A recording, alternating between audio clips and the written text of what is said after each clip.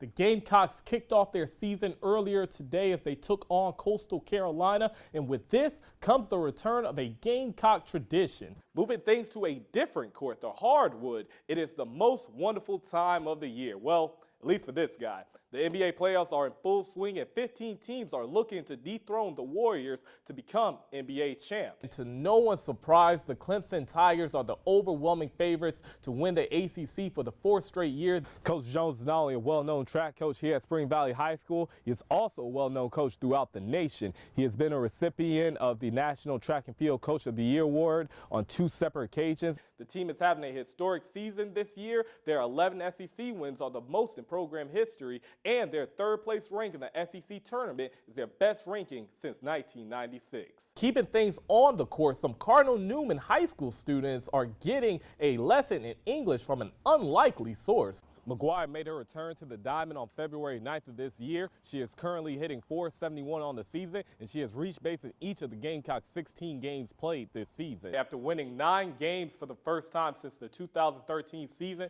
last year, Gamecock fans were excited to see their team back on the field, and they got their chance on Saturday at the Garnet and Black spring game. The baseball team took on in-state rival Clemson over the weekend. Coach Mark Kingston said last week that the rivalry was the best rivalry in all of college baseball, and the weekend series did not discredit that statement. If you attend any Chapin football practice or any Chapin baseball practice, one constant is always there. An unfamiliar face shined bright at the Masters over the weekend. And keeping things related to the old ball coach, the HBC made his return to the sidelines for the spring game on Saturday, and he also made his return to the field. In an SC not top 10 play, Jacob Scarnecchia lobbed the pass to the corner of the end zone. The old ball coach dropped it and fell flat on his back. Current head coach Will Muschamp decided not to be too hard on the old ball coach after the game.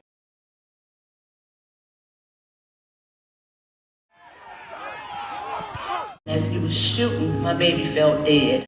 These are words you never want to associate with the one you love the most. 2 weeks ago, Josh Boyd was just playing a pickup basketball game with local firefighters when all of a sudden, Boyd collapsed on the hardwood floor. They quickly started CPR and brought him back.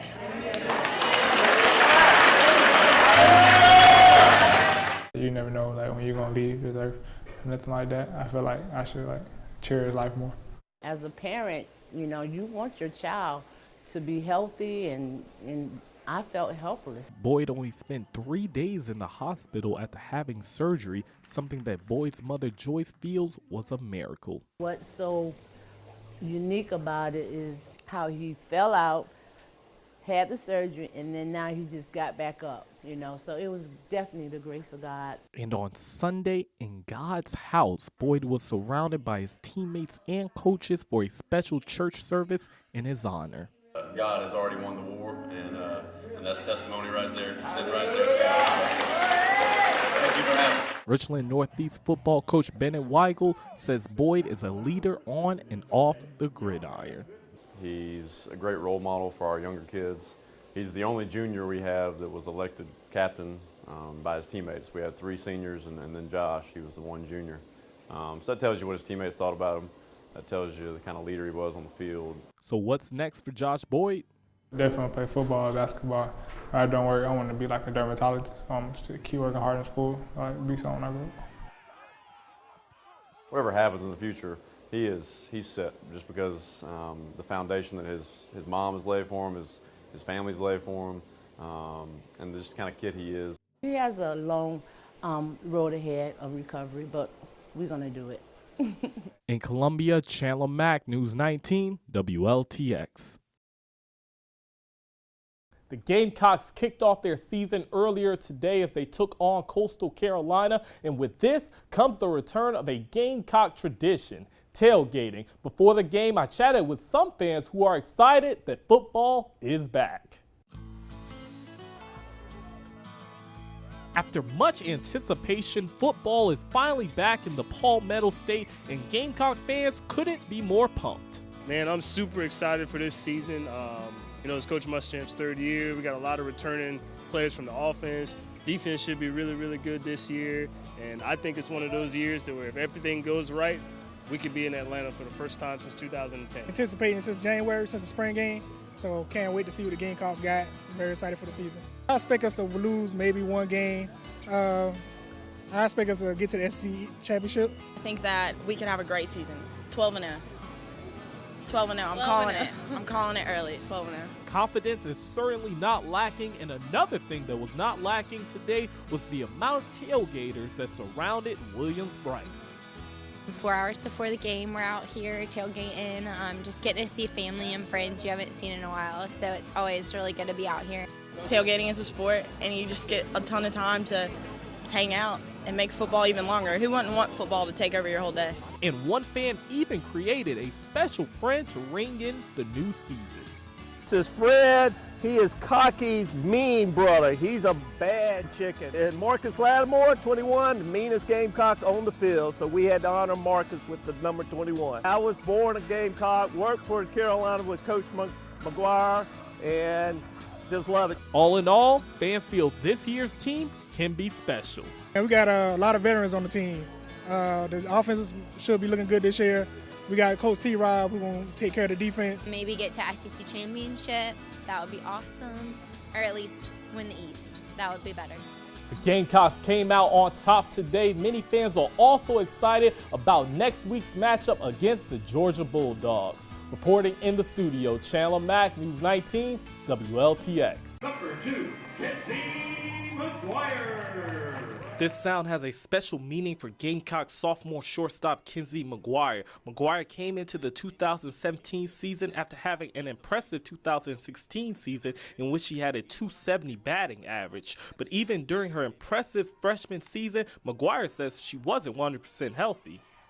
I was actually playing with a torn hamstring all of freshman year, so I mean, I thought I could have done better, but with the circumstances that I was playing in, I thought I did pretty well. In the first game of her sophomore season, the injury bug caught McGuire yet again. I mean, I didn't think I was hurt. I just was like, oh, I got hit in the thumb, like it's fine. And then we get back and it was broken and I was just like, what? McGuire injured her wrist, which forced her to miss the remainder of the 2017 season. Softball coach Beverly Smith says losing McGuire was a detriment to the team. Not having Kenzie in the lineup, we were just down an athlete. McGuire says that being on the disabled list actually benefited her in more ways than one.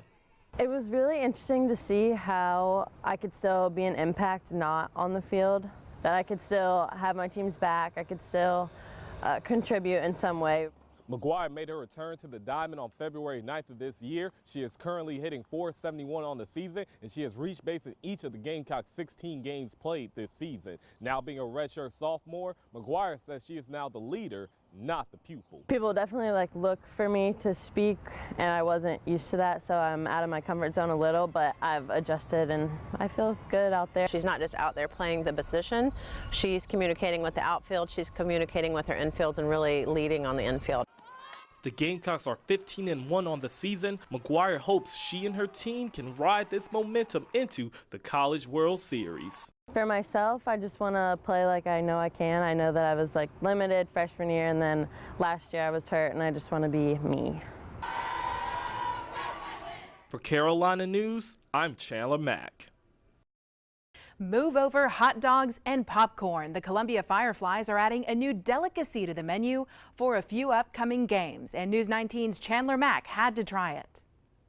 Hot dogs and ice cream. Peanuts.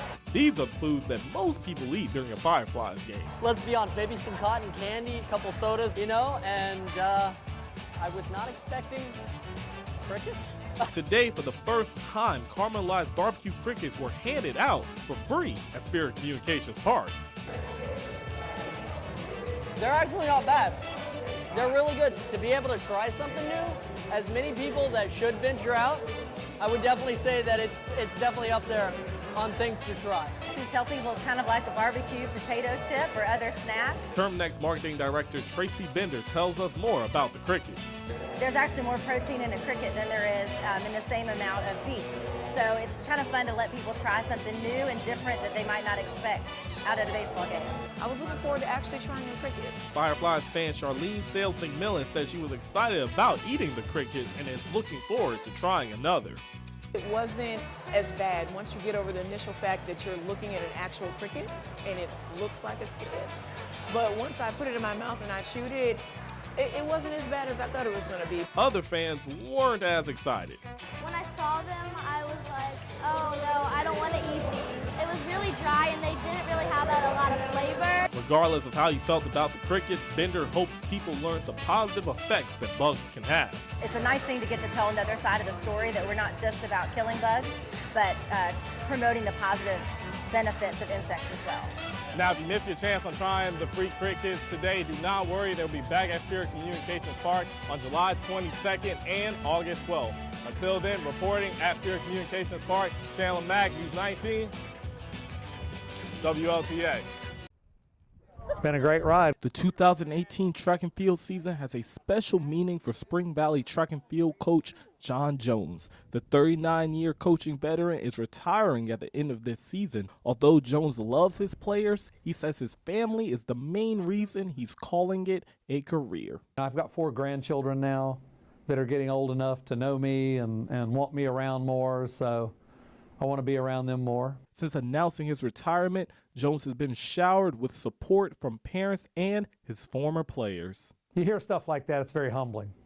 Had a parent email me the other day when they heard and said, my son told me that the 2 most important people in his life were his grandfather and me. He said, I'm his dad and I was 3rd. He has been an icon for Spring Valley High School. Spring Valley Athletic Director Tim Hunter has known Coach Jones for over 20 years. He says Coach Jones will not only be missed as a coach, but also as a leader for students and faculty. He has been having to teach health the last couple of years, and he really took that to heart and has done a great job in the classroom with health. Coach Jones is not only a well-known track coach here at Spring Valley High School, he is also a well-known coach throughout the nation. He has been a recipient of the National Track and Field Coach of the Year award on 2 separate occasions in 2013 and in 2015. Now that it's his last year here at Spring Valley, he and his team are aiming to add another trophy to his already stacked trophy case. We're really just trying to make sure he can finish out his career with a state championship, because honestly, that's what he deserves. Hey, it would be great more for the kids that are here working hard, but it would be a nice little exclamation point at the end of a long, great career. For Carolina News, I'm Chandler Mack. Carlos Cortez, have yourself a day. This is a sound that became recurring for Gamecock fans last season. Sophomore outfielder Carlos Cortez came into his freshman season with little expectations, but he quickly made a name for himself.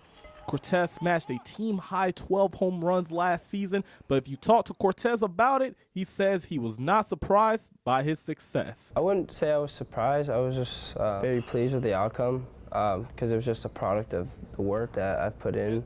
The Gamecocks went to the SEC tournament needing to win every game in order to make it to the NCAA tournament. Knowing this, Cortez became a star for the team. Cortez hit 3 home runs during the tournament, which landed him on the All-SEC tournament team. But even after his efforts, the team was still unable to make it to the NCAA tournament. And although he enjoyed being a bright spot for his team, Cortez says he wanted more. It felt good,